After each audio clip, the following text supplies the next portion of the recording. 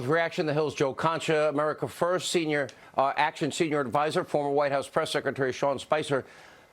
I counted literally minutes, and I didn't know what the motivation would have been in El Paso, Joe. I didn't know what it would be in Dayton. Turns out we have both sides of the political spectrum. It is not something that should be politicized at all. I don't blame Bernie Sanders for what happened to Steve Scalise. Steve Scalise doesn't blame Bernie Sanders. I don't blame Elizabeth Warren for Dayton. I don't blame President Trump for El Paso. Now, if we use this logic of the left, every single illegal immigrant that kills an American, everyone that dies from drugs that cross that border, every single sexual assault, violent assault by an illegal immigrant against America, based on their logic, we should blame them. I don't blame them. I can understand there might be some honest political differences or politicizing, building the wall. But this is what is predictable. The media, the Democrats will use any and every opportunity to bludgeon President Trump. If he cured cancer, they would find a way to spin it into he's a horrible person.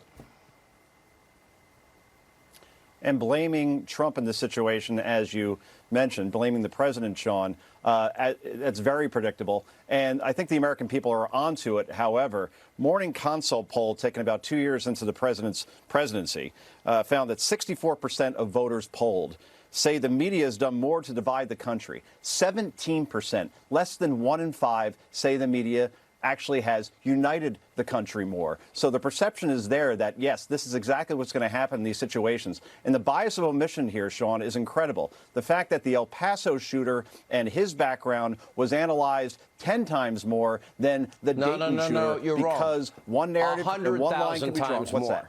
that? It was almost exclusively they ignored the Dayton shooter's political thought process, which was very different than the guy in El Paso. Both evil, and you can't blame people for the evil actions of anybody. Sean Spicer. Look, I think your analysis has been spot on, Sean. This has been too much focus on who's to blame. The reality is suicide in this country is way up, especially among our veterans.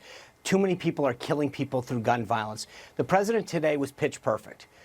Everybody's been out there in the media and on the left criticizing the president. Today, he stood before America, talked about how we should all support these communities, sympathize with these families, pray for them, but also he offered solutions. He talked about the red flag. There is too much going on with mental health in this country, and the president today offered real solutions, how we can all come together, whether it's video games or movies or TV shows or the media. Something is going wrong where people are realizing that either they need to kill themselves to find solace or they need to kill others.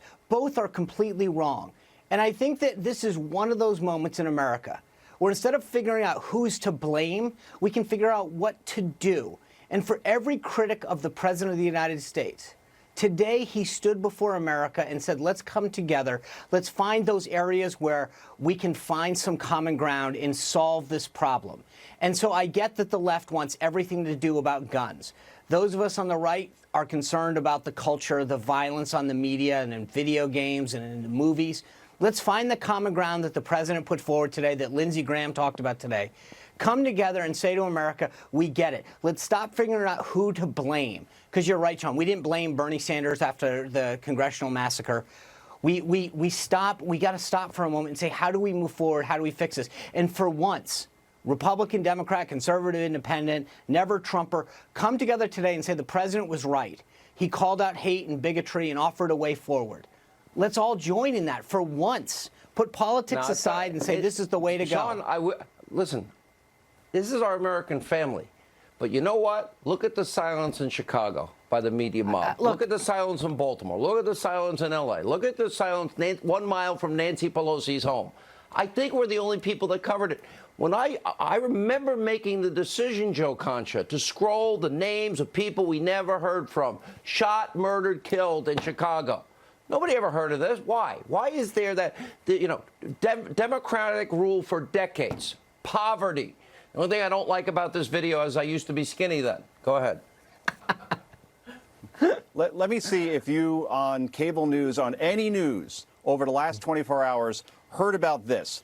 A Chicago hospital, Mount Sinai, had to stop accepting patients to its trauma center because they were overwhelmed with patients of people that were shot. You mentioned the number before, 52 shot in Chicago this past weekend. Nobody speaks about that. And by the way, mass shootings have been going on in this country for a long time now. Columbine happened under President Clinton. Virginia Tech happened under George W. Bush. Newtown happened under President Obama. Those presidents weren't blamed. President Trump shouldn't be blamed here either. And the fact that we're doing that, that's what divides the country, Sean. Hold on, Sean. Let's make this a policy fight about what you want. But today, let's come together as a country, agree with the president that he was pitch perfect in calling out hate, offering a solution. It's never and gonna agree. happen. I know that, but Never. for once, we keep leading on this. Let's just agree that the president did the right thing, and let's all stand behind him and then fight about higher taxes and lower taxes and more regulation and less. Listen, today, let's Sean, come together as a country.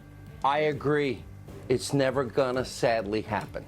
The dog bites, the bee sings, you're feeling sad. Blame Trump. Thank you both. When we come back, liberals